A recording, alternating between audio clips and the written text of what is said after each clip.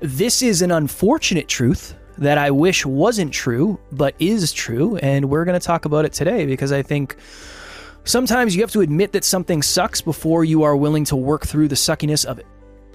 Jim Rohn is a personal development speaker who says, don't wish it were easier, wish you were better.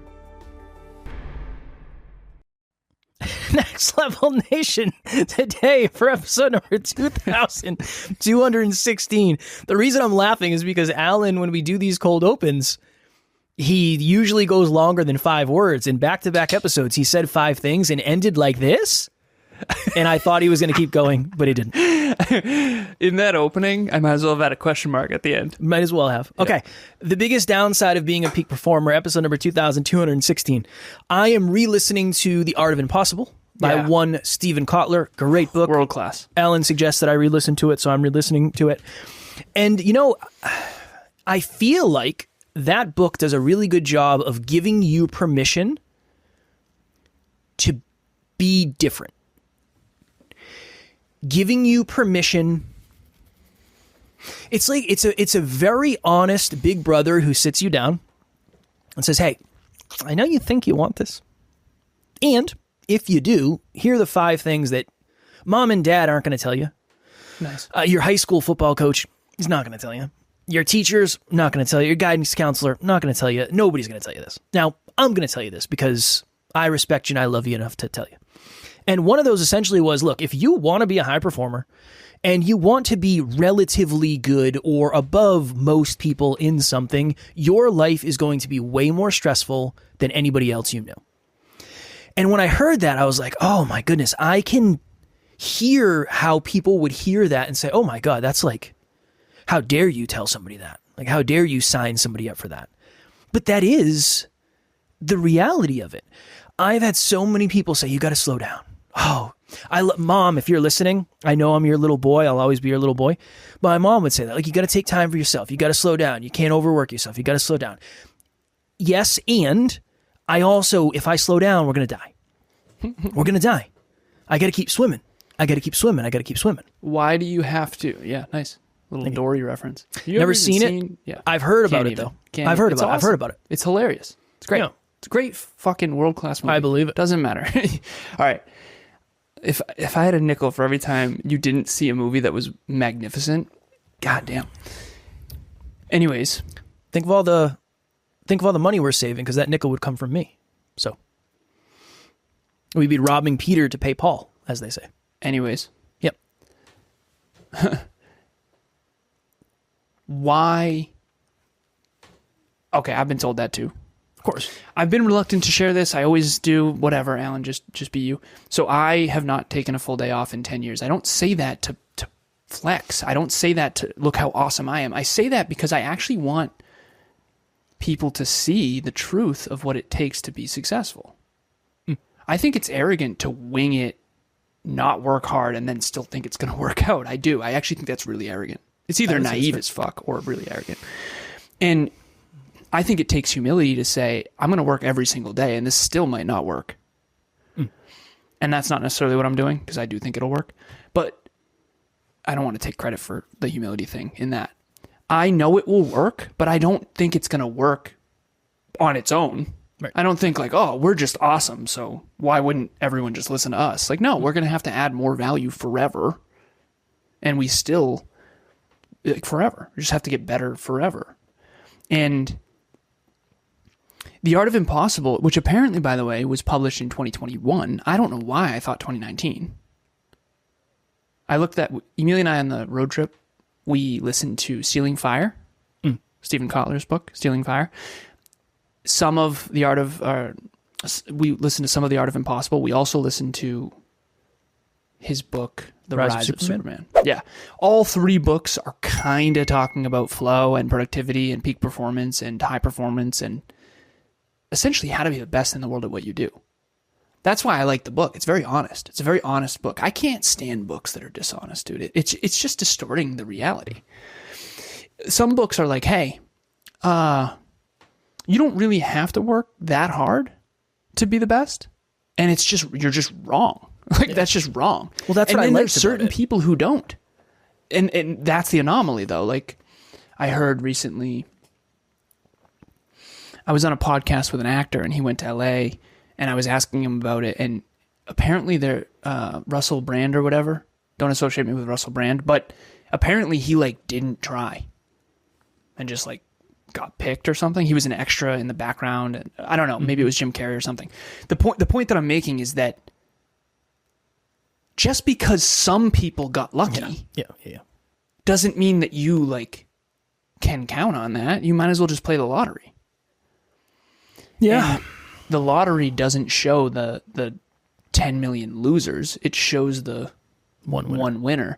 And it doesn't show how many times the winner lost before they won, which was basically if they're 50 years old, they probably lost for 30 years before they actually won. Yeah. Right. So it's just that weird mentality. So I love the art of impossible. I'm glad we're doing this. And yeah, you're going to be overwhelmed basically forever.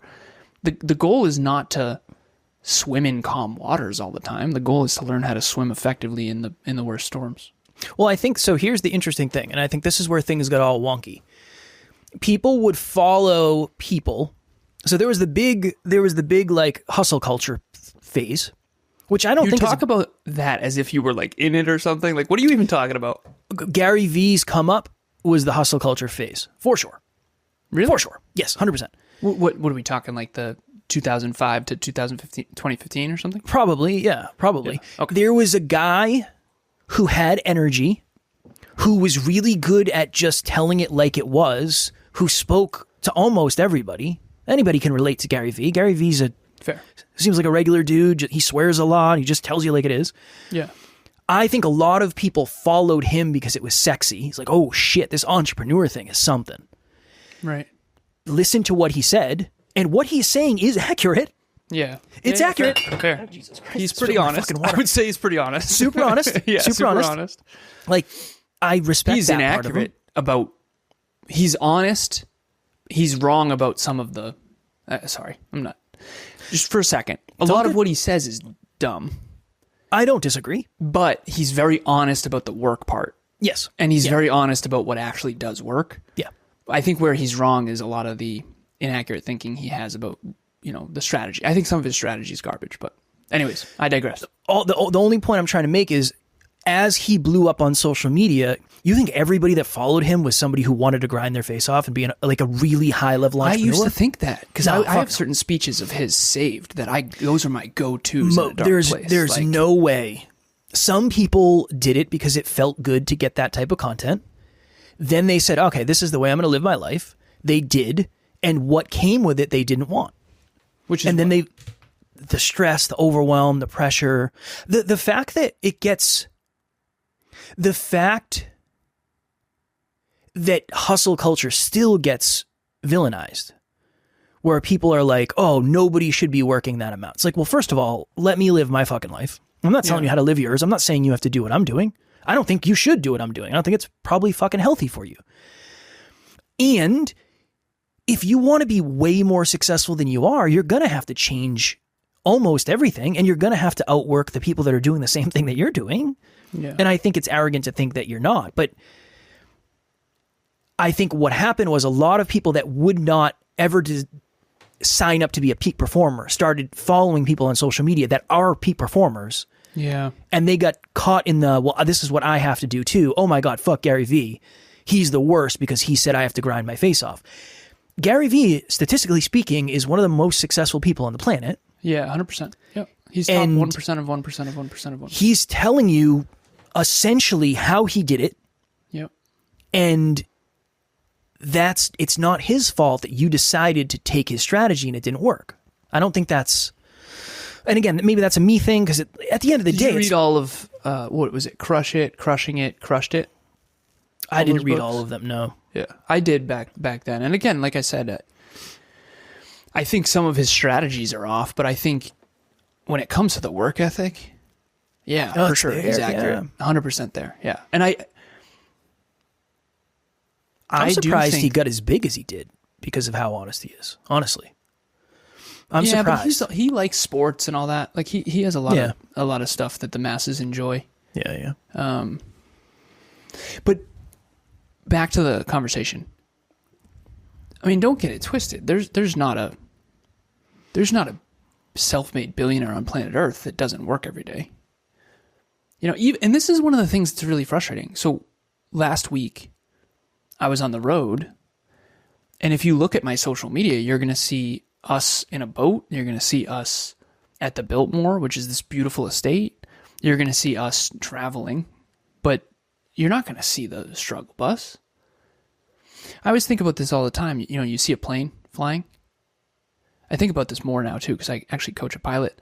But I think, okay, that person up there on that plane is traveling somewhere, and they're probably in some cramped plane, probably uncomfortable as hell. They probably have to pee, and there's a line at the bathroom. Like, nothing is great. I don't think anything is great, you know? Like, there is no fairy tale great. Like, okay, you see the moment of us on the boat.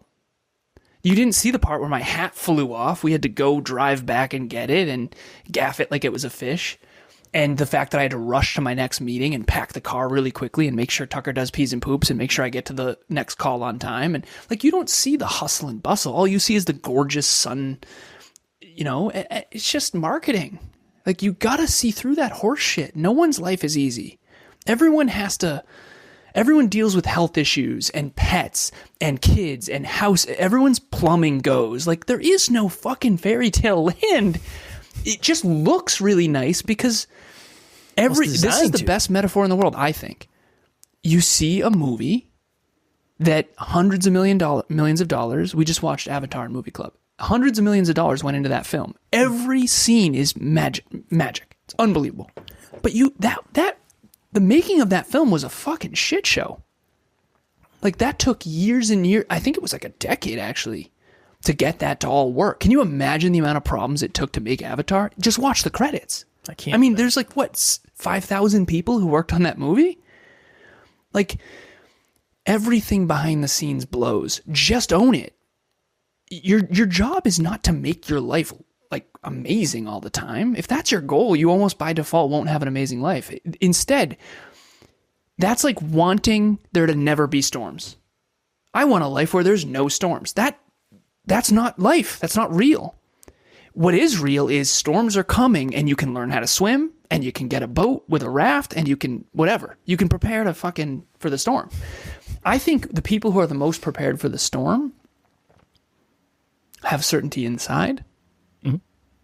And then they always find a way to turn the storm in their favor. And that's why sailing is a good metaphor. I've sailed once, so I can't really talk with experience. But Emilia was D1 sailor. And you have to use the wind and the storm to your advantage. And that's based on skills. Her and I will be out in the boat, and she'll be able to tell where the wind is coming. It's unreal. It's really awesome. And I don't know what the fuck I'm doing out there. You're just casting? I'm gonna learn, you know, but at the end of the day, that's a good metaphor for life, is this. You don't try to prepare for a wonderful stormless life. That is just unintelligent. What you do is you learn the skills necessary to turn the storms in your favor so that you can get to your, ultimate destination. My final thought before we get out of here, because we both have coaching calls, the biggest downside of being a peak performer is essentially you're signing up for a life of privileged pressure that you are deciding to face every day. And people are going to feel bad for you, and people they're going to try to save you from it. And your answer is always going to be, unless you stop, it's going to be like, no, this is there. I'm not complaining to complain. I'm not complaining because I'm asking for help. I'm complaining just because I need to bitch for a minute. Mm-hmm. And then tomorrow I'm trying to figure out the solution. I'm trying to figure out the root cause of this so that I can innovate, right? But so many times people, it's just like, well, you need to slow down. That's not what I'm not asking for you to tell me what to do. No. It's more the fact that like I need to say out loud what the fuck I'm dealing with, because then when I say it out loud, maybe I can move the puzzle pieces around. You've gotten so much better at that over the years, man. You don't try to like get me to lower the target anymore. It's one of my favorite things about our relationship is, dude, if I go to other people and I say like, oh, the travel was really tough and 22 call. I mean, it was tough to get there on. I mean, they're like, oh, you really should have taken. No. Yeah. Missing coaching sessions is not my solution. The no, you don't solution want is that. get fucking better. Like You said something to me the other day. You said it would have helped to know that information the other day. And I said, it wouldn't have changed anything. You didn't want the fucking information. It would have made it easier. You didn't want me to give you. Well, we were talking about group coaching. Thing. Yeah. Again, it's the job. My goal is not to make it easier. My goal is to get better. Yeah. You can't just lower the target every time it gets hard. That, I would say, that is a really good way to think of it as a peak performer. As a peak performer, you're never going to accomplish your goals. You can't lower the target. If you lower the target, the whole game ends, right? Mm-hmm. It doesn't work that way. So yeah, that's my thesis. What is your 30-second wrap up? You're someone who I think did actually crave a life of ease. Definitely.